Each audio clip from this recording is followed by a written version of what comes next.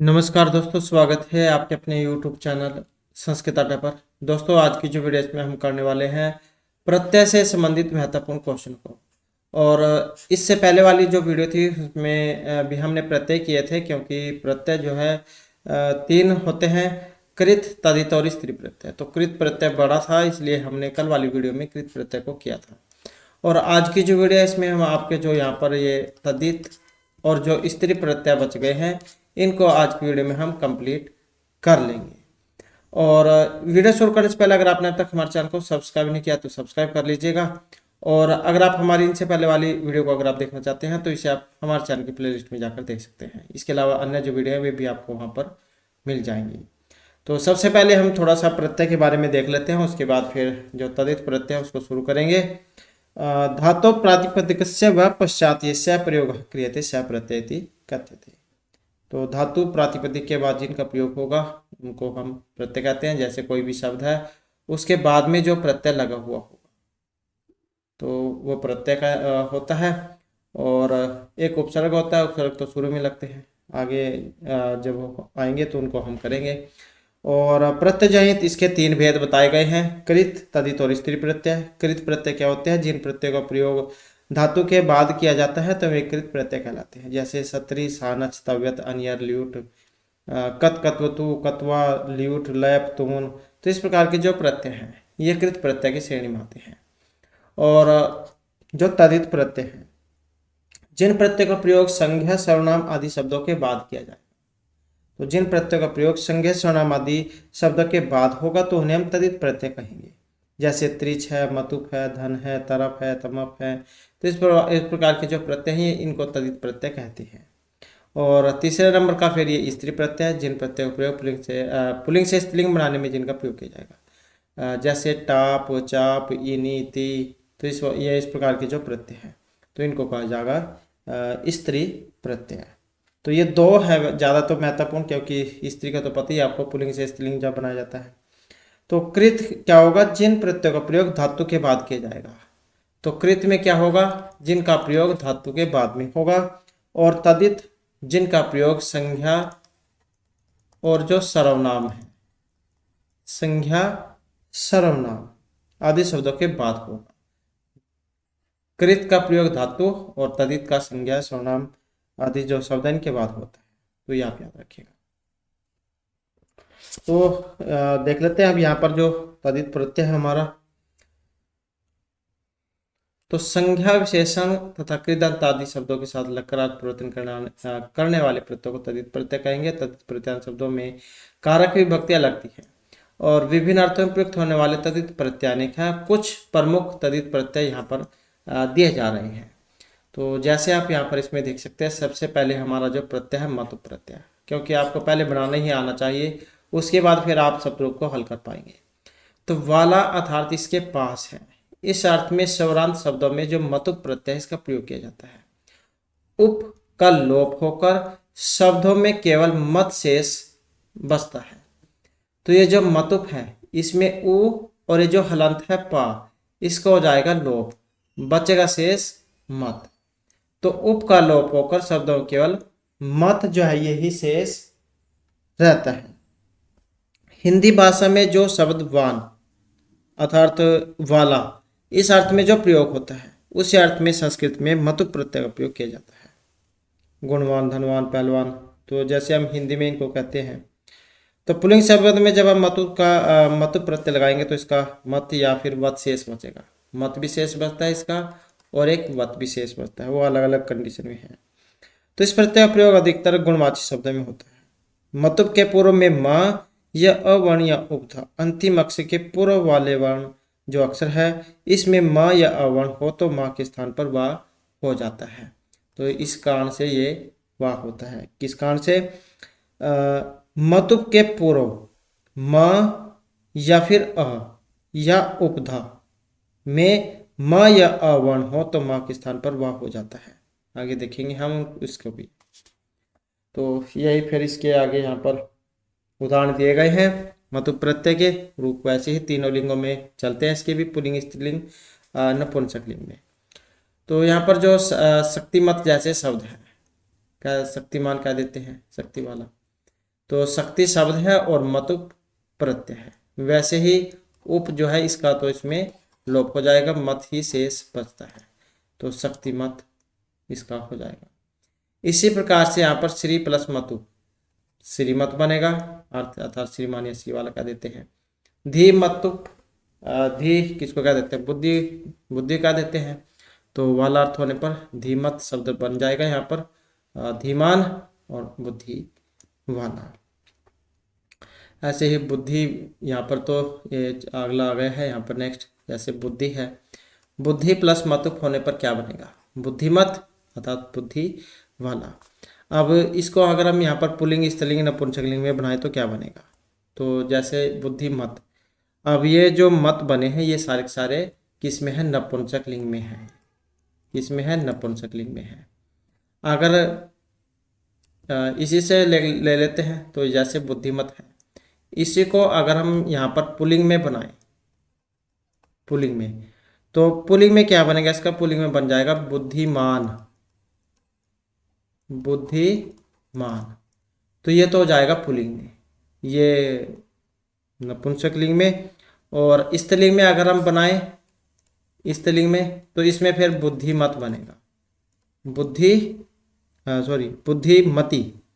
बुद्धिमती। तो ये पुल्लिंग में बुद्धिमान, स्त्रीलिंग में बुद्धिमती, और ये नपुंसकलिंग में, जितने भी ये सारे नपुंसकलिंग वाले हैं। तो इस प्रकार से इनके ये बनते हैं। कहने का मतलब है कि जो पुल्लिंग है, पुल्लिंग में मान भी लग जाएगा, मान और वान, ये बनेगा आपका पुल्लिंग में। स्त्रीलिंग में वती बनेगा, वती, ये आपका वती जो होगा स्त्रीलिंग में, और बाद में जो मत होगा, मत, तो ये आपका नपुंसकलिंग वाला है। तो इस प्रकार से नपुंसकलिंग क्या है, तो बुद्धि का बुद्धिमत, बुद्धि वाला, मधु का मधुप होने पर मधुमत, इक्षु का इक्षुमत, कृति का कृतिमत। तो इस प्रकार से इनके रूप ये चलते हैं।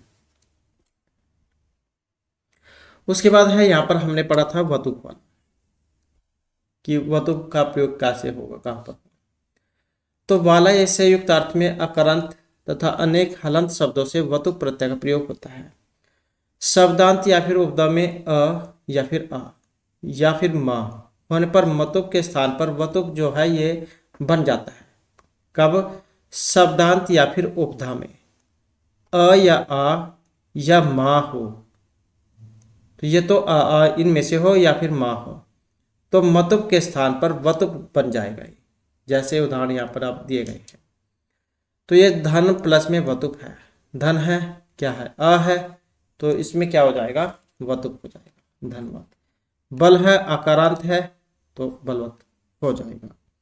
तो इस प्रकार से ये बनेंगे हैं, ये भी वैसे ही सेम जैसे नपुंसकलिंग वाले। उसके बाद आ जाता है रूप। तो जैसे रूप है, इसमें ये भी आकारांत ही है, तो क्या बनेगा, रूपवत बन जाएगा, आकारांत होने वाला। और वैसे ही अगर पुल्लिंग में आता है तो क्या लिखते हैं आप, रूपवान, रूपवान, रूपवान यही लिखते।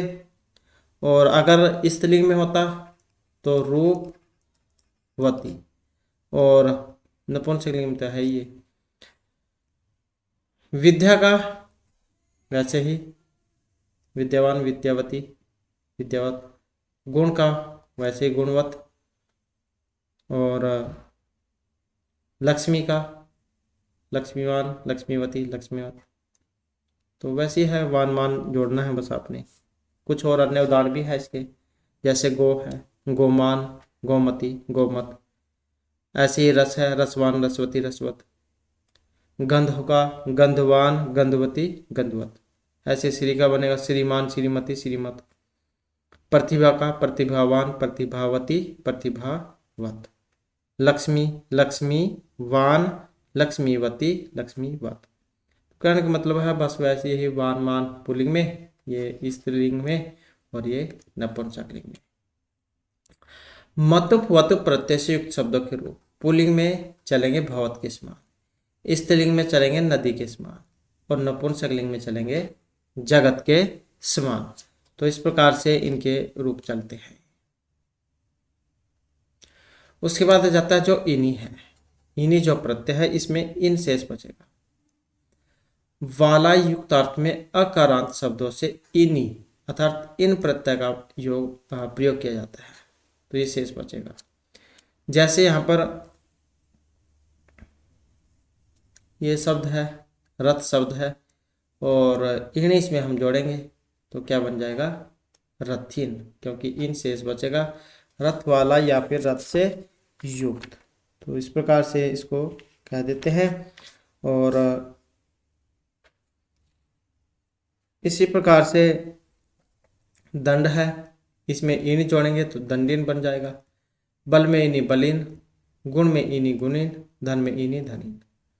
तो इस प्रकार से इसका प्रयोग होगा और वाक्य में इन्हीं प्रत्यय युक्त शब्दों का आवश्यकता के अनुसार शब्द रूप बनाकर प्रयोग किया जाता है।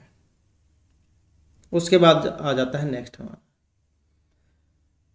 जैसे यहाँ पर कुछ शब्द दिए गए हैं। गुण ही जन है शोभते, गुणी न है सर्वत्र पूजनते। गुणी प्रथम एक वचन, गुणी न है बहुवचन में, धनी न है बहुवचन में, बलि न तृतीया एक वचन में। तो इस प्रकार से ये धातुएं भी यहाँ पर इसमें प्रयोग की गई है। उसके बाद आ जाता है तरप तमप प्रत्यय। तो ये जो तरप तमप जो प्रत्यय है इसका तर और तम शेष बचता है।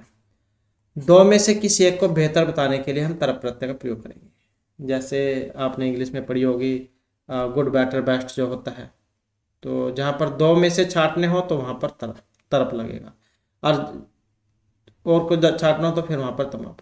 तो दो में से अगर किसी एक को आपको अच्छा देखना है कि इनमें कौन सा अच्छा है, तो वहाँ पर तो तरप प्रत्यय का प्रयोग होगा। जैसे प्रशस्य और तरप आसान है, और देखते भी आप एकदम से पहचान जाओगे। बाद में तर इसका लगेगा, क्योंकि जितने भी हलंत होते हैं आधे उनका तुलप हो जाता है। तो वैसे ही इसका तर शेष बचेगा, आप देखते ही पहचान जाओगे। गुरु तरप, गुरुतर, लघुतर है, पटुतर है, कुशलतर है, उच्चतर है, चतुरतर है, दीर्घतर है, सुंदरतर है, स्थिरतर है, तीव्रतर है, मधुरतर है। अब ये तो है आसान। अगर इसी का एग्जाम में वाक्य पूछ लिया जाए बनाकर, ये इसमें कौन सा लगेगा, जैसे यहाँ पर दे दिया गया है, राम लक्ष्मण हो राम है प्रशस्य तरह अस्ति। राम और लक्ष्मण में जो प्रसिद्ध हुए हैं कौन है, राम हुए हैं। तो यहाँ पर क्या है, राम और लक्ष्मण में से केवल हमने एक ही छाटना है। जैसे आपके पास दो वस्तुएं हैं, आप कहीं पर मार्केट में जाते हैं और आपने दो वस्तुएं आपके सामने हैं, उस दुकानदार के पास केवल दो ही वस्तुएं हैं और आपने लेनी भी जरूर है। तो आप फिर जब उन दो में से किसी एक को अपने लिए रखोगे तो वहां पर तरफ जो प्रत्यय है उसका प्रयोग किया जाएगा। जैसे राम लक्ष्मण में से राम है। आसव गज हो अश्व है तीव्र है। आसव हो गया और गज हो गया, घोड़े और जो ये हाथी जो है, इनमें से जो तेज दौड़ने वाला कौन सा है, तो घोड़ा दौड़ता है तेज। मोहन सोने और मोहना पटुतर है। मोहन और सोन दो मित्र हैं। अब इनमें से आपने बताना है कि कौन सा अच्छा है। जैसे मोहन है तो दो में से जहां पर छांटा जाएगा तो वहां पर तरप प्रत्यय का प्रयोग किया जाएगा। तो इस प्रकार से ये जहां पर दो वस्तु में से आपने छांटनी हो तो वहां पर इस प्रत्यय का प्रयोग किया जाएगा। उसके बाद आ जाता है दो से अधिक में से अगर किसी में आपने एक ने छांटना हो। जैसे पूरी क्लास है, पूरी क्लास में से एक टॉपर है, तो वही आपने देखना है कि पूरी क्लास में कौन टॉपर है। तो जहाँ पर कहने का अर्थ है कि जहाँ पर जैसे आप किसी फल को तोड़ने के लिए पेड़ पर चढ़ते हैं, आपके सामने बहुत सारे फल लगे हुए होते हैं, लेकिन आप उनमें से सबसे जो अच्छा होता है उसी को तोड़ते हैं। तो ऐसे अगर पूरी क्लास है, क्लास में से किसी एक को मॉनिटर बनाना हो तो जो सबसे अच्छा जो लड़का है उसी को चुना जाएगा। तो वहाँ पर तमप प्रत्यय का प्रयोग होगा। तो दो से अधिक में से किसी एक की श्रेष्ठता प्रकट करने के लिए हम तमप प्रत्यय का प्रयोग करेंगे। तो जैसे यहाँ पर ये है उच्चतम है, उच्च तमप प्रत्यय है, वैसे ही इसका तुलक हो जाएगा, तम शेष बचेगा। उच्चतम है, गुरुतम है, लघुतम है, पटुतम है, कुशलतम है, मधुरतम है, दीर्घतम है, स्थिरतम है, सुंदरतम है और तीव्रतम है। तो आसानी से आप इसको देख लोगे, तरफ तमप प्रत्यय आपको इसमें देखने को मिलेगा। तो तरफ दो वाले में और जो तमप है ये बहुवचन वाले, मतलब दो से ज़्यादा में। तो ये आपको लगे हुए दिखाई देंगे, एकदम से आप पहचान जाओगे। जैसे इसका यहाँ पर वाक्य भी दिया गया है, कक्षा है छात्रेषु मोहन पठुतम है। कक्षा जो है उसमें जो बहुत सारे बच्चे हैं, लेकिन उनमें से मोहना है वही पढ़ने में अच्छा है। इसी प्रकार पशुषु अश्व धावने तिवर्तम है। इसी प्रकार के जितने भी पशु हैं इनमें जो तेज तो दौड़ता है घोड़ा ही दौड़ता है। तो इसी कारण से जहाँ पर बहुत सारों में से एक को ही छांटना हो। तो उसके बाद आ जाता है यहाँ पर मयट प्रत्यय। मयट में सेम वैसे ही जो भी हलंत होगा वो उसका लोप हो जाएगा, मय ही शेष यहाँ पर इसका रहेगा। तो प्रचुरता जो होती है इसके अर्थ में मयट जो प्रत्यय का प्रयोग किया जाता है। वस्तुवाचक शब्दों अर्थात विकार अर्थ में भी मयट प्रत्यय का ही प्रयोग किया जाता है, जैसे यहाँ पर इस दिया गया है। लेकिन ये खाद्य वस्तु जो होते हैं उनको छोड़कर, तो वस्तुवाचक शब्दों से विकार अर्थ में मयट प्रत्यय का प्रयोग होगा, खाने वाली जो वस्तु है खाद्य वस्तु उनको छोड़कर।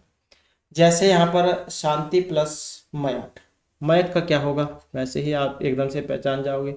मयट में मय ही शेष रहता है, तो शांति में है, ऐसे ही आनंदमय है। तो ये भी अगर आपको शब्द कहीं पर देखने को मिल जाए तो एकदम से आप पहचान जाओगे। सुखमय है, तेजोमय है, मणिमय है, स्वर्णमय है, लोहमय है। तो कहने का मतलब है मयट में मय है शेष बचेगा। उसके बाद आ जाता है अण प्रत्यय, और एग्जाम की दृष्टि से जो वेरी वेरी इंपॉर्टेंट है अण वाला। अपत्यय पुत्र या फिर पुत्र्यार्थ में शब्द से अण प्रत्यय का प्रयोग किया जाता है, और अण प्रत्यय करने पर आदि स्वर को वृद्धि हो जाती है। तो इसमें असोपत्य दिव्य अण आपने पढ़े होंगे, तो जो अण करता है इनमें से उत्तर जो आगे रूप देख सकते हैं आप, जैसे वासुदेव और अण में वैसे ही आशेष बचेगा, वासुदेव है। वासिष्ठ है, वशिष्ठ अन, क्योंकि ये जैसे कि हमने पढ़ा था इसमें वृद्धि हो जाती है, तो वासिष्ठ है। ऐसे वैश्व ईको हो गई, वैश्वमित्र है। आशोपत है, आशोपतम गानपतम, इनमें आशोपाति दिव्य अण ये वाला सूत्र है जो लगता है आशोपतम गानपतम में। और यदु प्लस में अण होने पर यादव है, मनु प्लस में होने पर मानव है, पुत्र अण होने पर पौत्र है, कुरु अण होने पर पौर्व है, धनु प्लस में अण होने पर दानव है, पंडु प्लस में अण होने पर पांडव है। तो इस प्रकार से रूप बनेगा। और वासुदेव है, कृष्ण पूज्य है, अस्थि। तो भाव में क्या है, भाव जो होता है उसमें भी अण ही प्रत्यय का प्रयोग किया जाता है। जैसे कुशल प्लस में अण होने पर कौशलम, गुरु अण होने पर गौरव, शिशु अण होने पर शैशवम, मृदु प्लस होने पर मार्गम, लघु प्लस होने पर लाघवम, क्रमशु कौशलम शोभनम अस्ति। जैसे यहाँ पर इसका वाक्य ये दिया गया है। तो ये कुछ है, जैसे अश्वपति आ गया, ज़्यादातर यही आते हैं एग्जाम में, अश्वपति हो गया और ये गणपति हो गया, एक ये हाँ के तो जो है यहाँ पर इतने ही एग्जाम में आते हैं लगभग। और तो जो शिवादिव्य जो है उसका है जो सैव है रूप बनता है।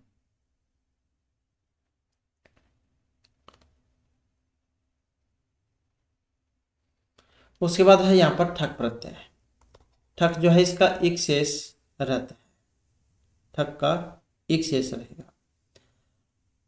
शब्दों से भाव अर्थ में ठक प्रत्यय का प्रयोग किया जाता है, ठक का एक शेष रहता है और शब्द के आदि स्वर को वृद्धि हो जाती है। ठस्से का जो है उससे होता है ठक को एक, तो उसके बाद बनेगा एक बचेगा। जैसे वाचिक है, यहाँ पर वाच शब्द है और ठक प्रत्यय है, ठक का वैसे ही एक शेष बचेगा, तो एक होने पर बनेगा ये। शारीरिक है, शरीर शब्द है, ठक प्रत्यय है। धार्मिक है, धर्म शब्द है, ठक प्रत्यय। कार्मिक है, कर्म शब्द, ठक प्रत्यय। नागरिक है, नगर शब्द, ठक प्रत्यय।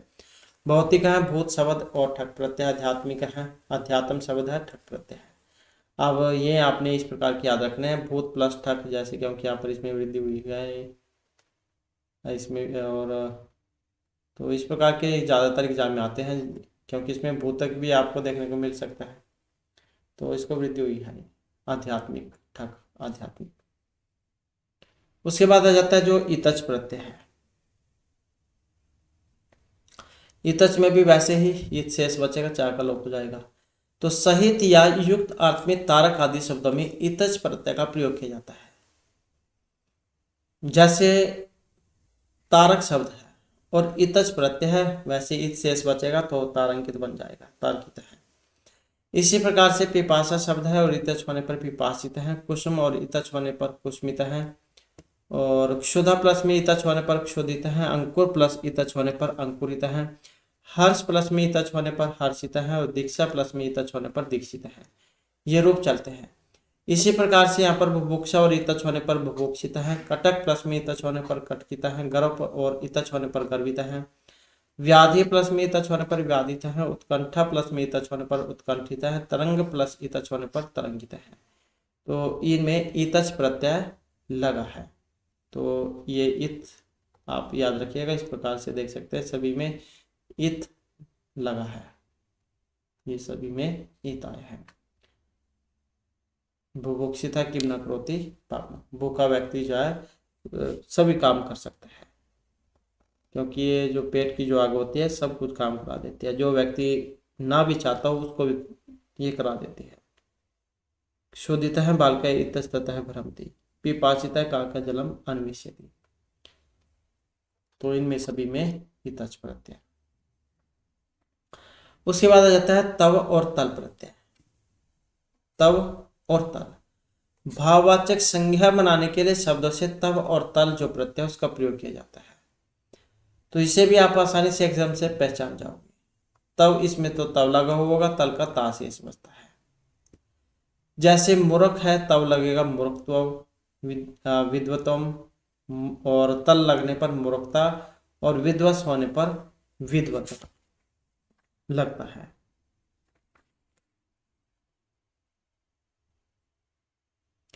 इसी प्रकार से महत शब्द है, तव होने पर महत्वम, पवित्र का पवित्रतम, पशु का पशुत्वम, गुरु का गुरुत्वम, लघु लघुत्वम, मित्र मित्रत्वम, और तल होने पर महता, पवित्रता, पशुता, गुरुता, लघुता, मित्रता, ये बनते हैं। तव प्रत्यांत शब्द नपुंसकलिंग में होता है, इनके रूप फल के समान चलते हैं, और ता प्रत्यय शब्द स्त्रीलिंग में होता है, इनके रूप रमा के समान चलते हैं। उसके बाद आ जाता है यत प्रत्यय।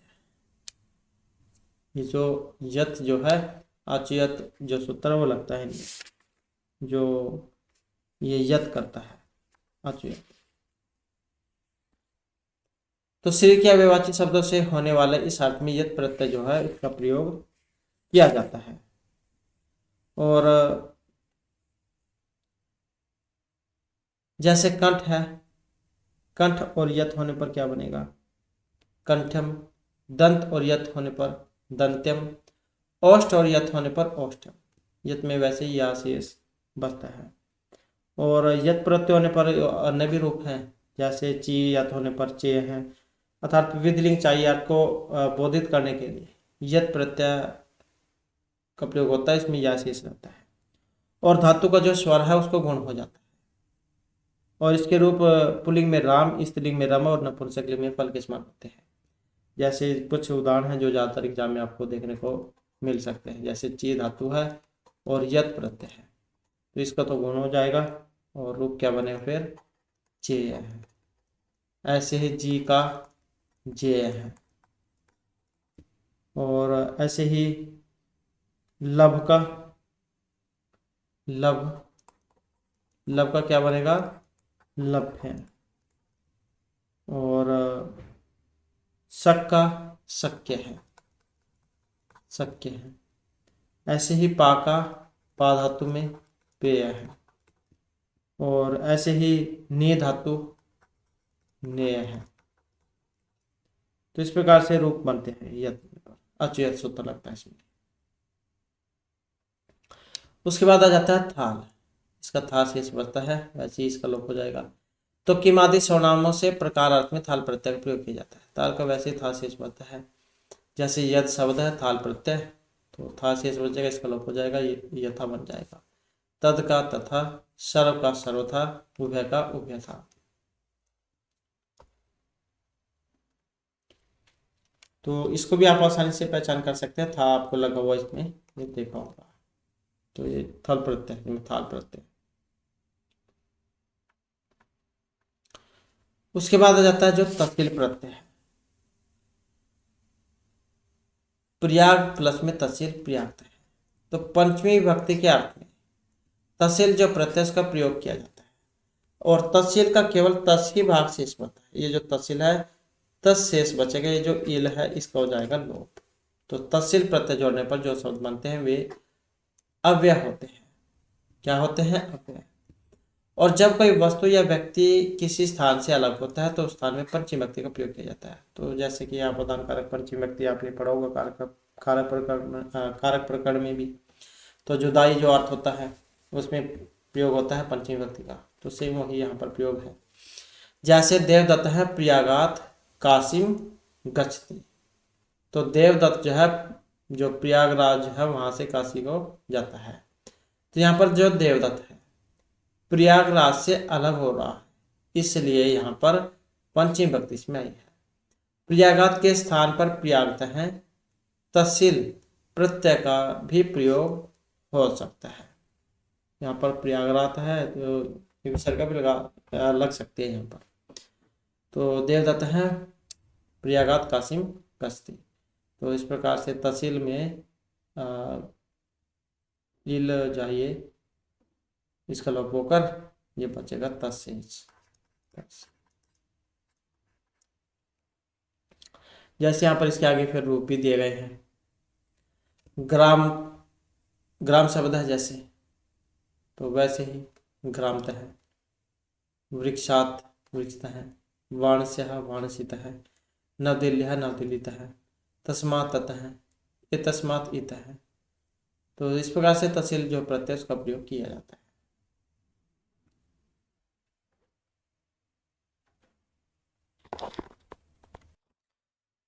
और इनके अलावा भी और कुछ प्रत्यय हैं। जैसे आपने एक ढक प्रत्यय पढ़ा होगा, ये वाला ढक प्रत्यय। तो इसमें स्त्रीभ्यो ढक सूत्र है जो लगता है, ये वाला स्त्रीभ्यो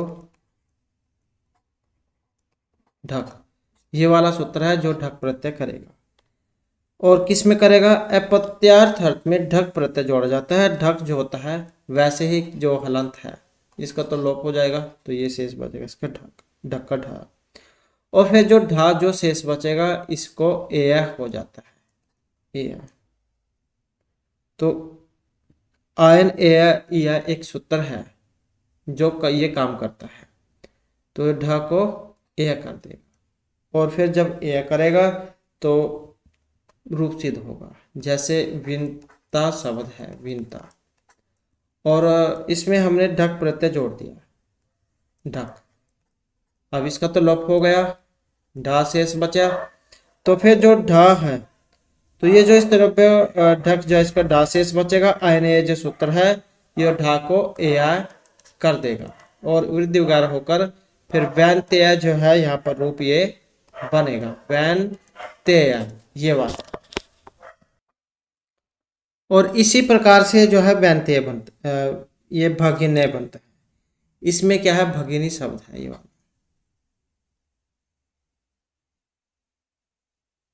ये तो भागिनी आपको देखने को मिल सकता है, भागिनी।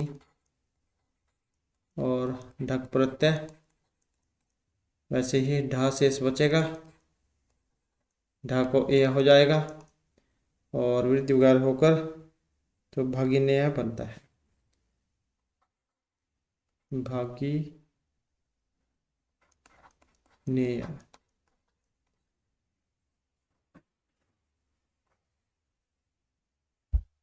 और इसके अलावा एक फक प्रत्यय है, फक, ये वाला, फक का फक, ये वाला। तो ये बनेगा आपका उसमें गार्गायन में।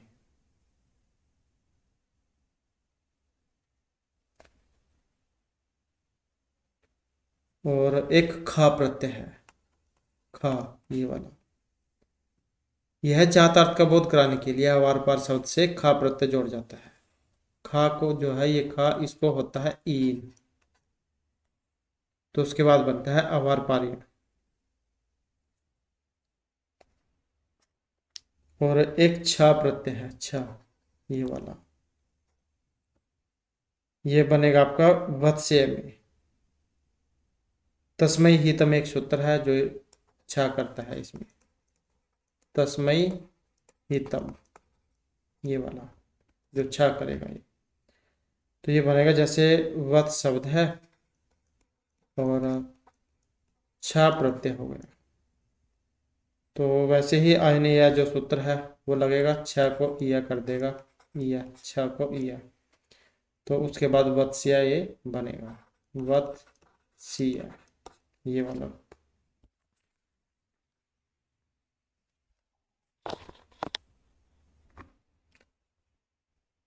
इसके बाद यहाँ पर जो हमारा तीसरा जो प्रत्यय है, स्त्री प्रत्यय, ये आ जाता है। तो पुल्लिंग शब्दों में जिन प्रत्ययों को लगाकर स्त्रीलिंग या स्त्रीवाचक शब्द बनाए जाते हैं तो उन्हें हम स्त्री प्रत्यय कहेंगे। जैसे आ, ई, तो टाप प्रत्यय है, जैसे अजादेश टाप करता है, ये टाप, ये वाला प्रत्यय है टाप। और डाप, चाप, बस तो इनका आ ही शेष है। और ये जैसे गीप है, गीस है, गीन है, वैसे तो करने वाले अलग अलग सूत्र हैं। सिद्ध गौरादि व्यस्त, ये गीस करेगा। और ऋण नेभ्यो गीप एक सूत्र है जो ये गीप करता है। और इसी प्रकार से गीन प्रत्यय होता है। तो बस तो इनका ये दीर्घ ई ही है। तो सबसे पहले जो आ जो है उसको देख लेते हैं, आकारांत, जिसका आ शेष बचेगा ये। तो आकारांत पुल्लिंग शब्दों से स्त्रीलिंग बनाने के लिए टाप जो प्रत्यय है इसका प्रयोग किया जाता है। टाप का आ ही शेष बचता है, जैसे असव है, पुल्लिंग में है। और अगर हम इसे स्त्रीलिंग में बनाना हो तो हम क्या करेंगे, टाप प्रत्यय के साथ लगा देंगे, टाप का आ शेष बचेगा तो अश्व बन जाएगा। और जैसे सुत का टाप होने पर सुता, सरल का सरला, प्रथम का प्रथमा। तो इस प्रकार से ये पुल्लिंग से हम स्त्रीलिंग बनाने के लिए टाप जो प्रत्यय है उसका प्रयोग करते हैं। अजाद्य स्टाप, अजाद्य स्टाप, ये वाला सूत्र है। अजाद्य, यह इकट्ठे ही है, त अदस टाप, अजाद्य स्टाप, तो इसका प्रयोग होता है। अजा, क्षत्रिय, सुनैना, चटका, बाला, अचला, कुशला, तो इस प्रकार से यह शब्द बनाए जाते हैं। उसके बाद यदि पुल्लिंग शब्द के अंत में अक हो तो आ प्रत्यय लगने पर इक हो जाता है। यदि पुल्लिंग शब्द के अंत में अक हो तो आ प्रत्यय लगने पर इक हो जाएगा। जैसे बालक है और आ है, तो क्या हो जाएगा, आ को हो जाएगा इक। तो अगर अक हो, बाल, ला में क्या है, अ, और का अक, ये अक हो अगर, तो बालिका, मूषक। अब यहाँ पर एग्जाम में जरूरी नहीं है कि ऐसे ही हो। एग्जाम में आपने हिंदी में भी पढ़ा होगा जिसमें पूछ जाता है कि बालक, जैसे दे दिया जाएगा बालक, बालक शब्द, ये बताओ इसमें कौन सा प्रत्यय है, अक है, का है, लक है, या कोई सभी नहीं है, या फिर सभी है। तो इस प्रकार से आपने देखे होंगे एग्जाम में। तो बालक, अक, कौन सा है, अक प्रत्यय है यहाँ पर। अब जहाँ पर ये अक होगा तो वैसे ही स्त्रीलिंग अगर हम बनाएंगे अजाद्य सूत्र के द्वारा तो आ को इक हो जाएगा। बालिका, मूसिका, शिक्षिका, साधिका, गायिका, नायिका, इस प्रकार से। उसके बाद आ जाते हैं ई, जिसमें बसता है गीप है, गीस है, गीन है, तो बसता इसमें सभी में दीर्घ ई है, बड़ी ई जिसे कह देते हैं। तो ऋकारांत एवं नकारांत पुल्लिंग शब्दों को स्त्रीलिंग शब्द में बदलने के लिए जो दीर्घ ई है इसका प्रयोग किया जाता है। जैसे कर्तरी शब्द है और ई प्रत्यय है, ई क्या इसमें आपको एग्जाम में देखने को मिलेगा, ये वाला गी प्रत्यय। क्योंकि गीप जो है यही आपको देखने को मिलेगा। बस बेस बस तो इसका यही है। तो फिर इसका कर्तरी रूप बनेगा करी धातु गीप होने पर। इसी प्रकार से दात्री है। और एक जो यहाँ पर इसमें सबसे महत्वपूर्ण बात सूत्र गीप वाला। तो इसमें ये रि नेभ्यो गीप वाला है। रि अदना न नेभ्यो रि नेभ्यो गीप। तो ये वाला सूत्र है जो क्या करेगा आपका रि है रि नेभ्यो गीप। तो जो गीप करेगा और ये वाली इसकी ई बचेगी।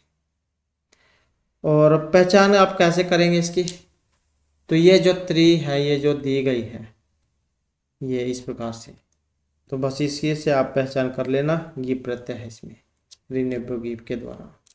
जैसे धात्री है और तपस्विन में तपस्विनी, गुणिन में गुणिनी।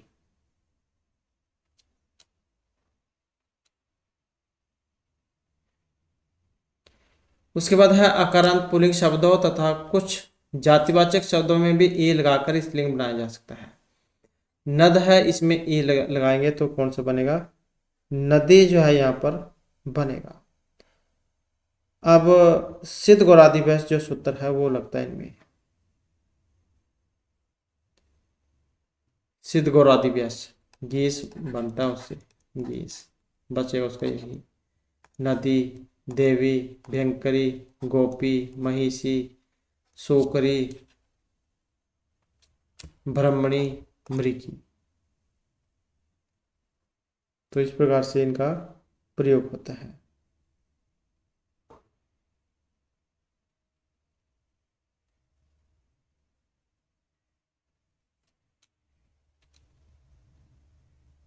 और अन्य भी रूप हैं इसके कुछ, जैसे नर्तकी है, गौरी, नटी, नदी, शिखंडी, सुदरी। तो इस प्रकार से भी है कुछ रूप ये। तो दीर्घ समास का अंतिम शब्द यदि अकारांत है तो दीर्घ ई प्रत्यय लगेगा। त्रिलोक है और दीर्घ ई इसका बचेगा तो त्रिलोकी रूप ये बनेगा। ऐसी पंचवट गीस पर प्रत्यय ई होने पर पंचवटी। उसके बाद है सत्तरी प्रत्यांत शब्दों को स्त्रीलिंग में बदलने के लिए दीर्घ ई प्रत्यय लगाया जाता है। गच्छत शब्द है जैसे और इसमें लगेगी तो गच्छन्ति, वदत का वदंती, दर्शत का दर्शन्ति। उसी प्रकार इसके अतिरिक्त भी दीर्घ ई प्रत्यय के प्रयोग से स्त्रीलिंग शब्द बनाए जा सकते हैं। जैसे श्रीमत है और ई प्रत्यय इसमें हम जोड़ेंगे तो कौन सा बनेगा? श्रीमती।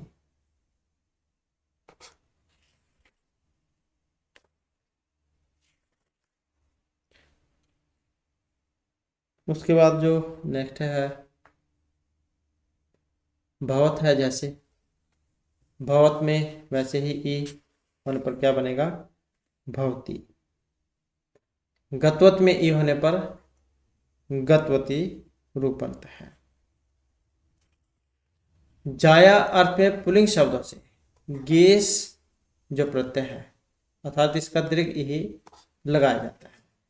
जैसे इंदर है, इंदर में जब हम गेस लगाएंगे तो क्या बनेगा?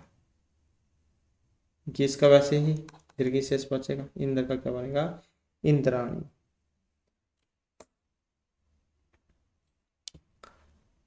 वरुण प्लस में गीस होने पर वरुणानी, भव प्लस में गीस होने पर भवानी, मातुल प्लस में गीस होने पर मातुलानी, रुद्र प्लस में गीस होने पर रुद्राणी। ये रूप बनते हैं। नेक्स्ट आ जाता है कुछ जो शब्द हैं इनसे स्त्रीलिंग शब्द बनाने के लिए आ और दीर्घ ई ये दोनों प्रत्यय लगाए जाते हैं। कुछ शब्दों से स्त्रीलिंग शब्द बनाने के लिए आ और दीर्घ ई दोनों प्रत्यय लगाए जाते हैं। जैसे आचार्य है, हम इसका पुल्लिंग में प्रयोग करते हैं और जब हम इसे स्त्रीलिंग बनाते हैं तो इसके पीछे अकारांत इसको बना देते हैं आचार्य, जो सम पढ़ाती है। आचार्याणी आचार्य की पत्नी। उपाध्याय उपाध्याय उपाध्यायानी। क्षत्रिय, क्षत्रिया, क्षत्रिया। तो इस प्रकार से। उसके बाद आ जाता है ती प्रत्यय। तो ये भी जो है एग्जाम की दृष्टि से महत्वपूर्ण है। और ये दो तीन हैं जो आपको एग्जाम में देखने को मिल सकते हैं। तो यौवन शब्द है, जैसे ये एग्जाम में बहुत ज्यादा आता है। और यूनास्ती सूत्र है एक जो इसमें लगता है, यूनास्ती वाला, यूनस्ती, यूनास्ती ये वाला है। और ती प्रत्यय करेगा ये वाला यौवन शब्द में। तो यौवन शब्द है, यूनास्ती सूत्र के द्वारा ती प्रत्यय हुआ तो युति ही बना। इसी प्रकार से और भी हैं बहुत सारे। एक नारी आता है एग्जाम में, नारी, ये वाला नारी। इसमें क्या है, इसमें नृ शब्द है, नृ। और कौन सा प्रत्यय है, गेन प्रत्यय है इसमें, गेन। जैसे कि हमने ये री वाला पढ़ा था, ऋण्यभोगीप वाला। तो इसमें ये गेन प्रत्यय है, गेन बचेगा इसका सेम वैसे ही, दीर्घ ई ही शेष बचता है। तो नारी रूप बनता है इससे, ये वाला नृ प्लस गेन होने पर नारी। सूत्र कौन सा है इसमें, इसमें अलग सूत्र है, इसमें ये वाला है, नृ नर्यो वृद्धिश्च, नृ नर्यो, नृ नर्यो वृद्धिश्च। तो ये वाला सूत्र है, नारी में लगेगा, गेन प्रत्यय करेगा। युनास्ती सूत्र है, ती प्रत्यय करेगा, ये वाला रूप बनेगा। इसी प्रकार से सारंग्रवी है, सारंग्रव शब्द है और गेन प्रत्यय है। तो कुछ नाम है उनसे भी आप पहचान कर सकते हैं। जैसे सारंग्रव है ये वाला, सांग्रव, ये वाला है जैसे शब्द। तो सांग्रवो गेन एक सूत्र है, ये यहाँ तक तो आप समझ गए हैं। तो इसे ऐसे आगे लगा लेते हैं हम, सारंग्रव वात्यो, वात्यो गेन। तो ये सूत्र है कंप्लीट और यहाँ तक शब्द है सारंग्रव। इसमें गेन लग जाएगा तो फिर ये ई हो जाएगा, सारंग्रवी बन जाएगा, फिर ई होकर सारंग्रवी। तो वैसे तो बहुत सारे रूप हैं यहाँ पर जो एग्जाम में लगभग जब पूछे जाते हैं।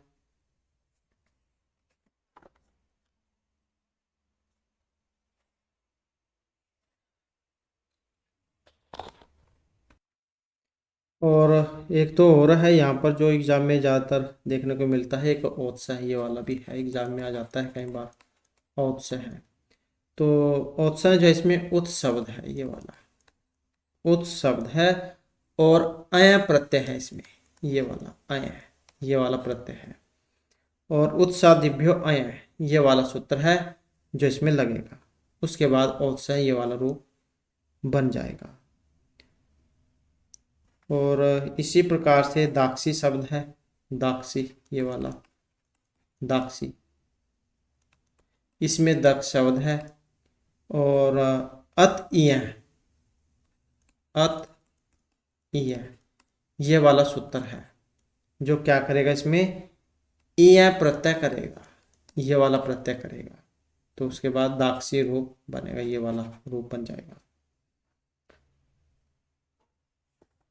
और इसी प्रकार से एक रूप है क्षत्रिय, ये वाला क्षत्रिय है।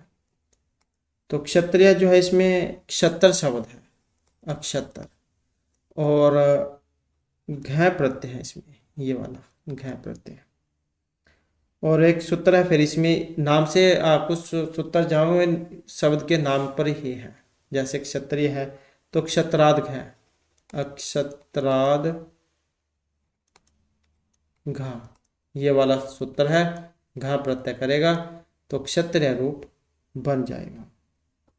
इसी प्रकार से रेवती का है, ये वाला है रेवती का है, रेवती का। तो इसमें भी इसी से मिलता जुलता सूत्र है, रेवत्यादिभ्यः ठक। तो ये क्या करेगा, ठक प्रत्यय करेगा। तो वैसे ही ठक को एक होकर रेवती का है बनेगा।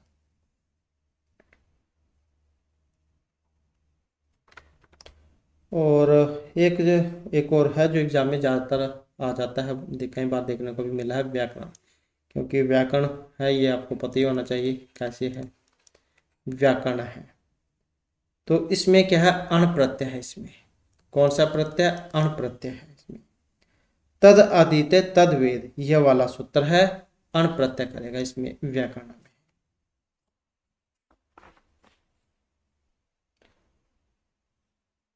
तो इस प्रकार से जो हमारी आज की क्लास और ये महत्वपूर्ण क्वेश्चन थे, और नेक्स्ट वीडियो होगी उसमें आपके लिए नए जो महत्वपूर्ण क्वेश्चन है वो लेकर आएंगे। और हमारे साथ में बनाने के लिए धन्यवाद।